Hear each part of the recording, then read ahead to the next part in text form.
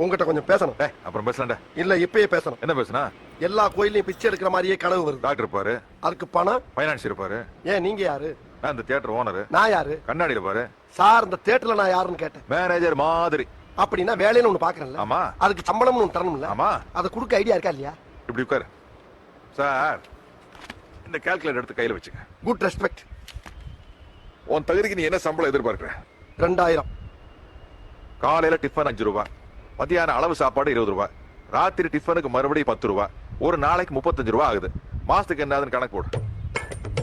1050. 1050 ரூபாய்.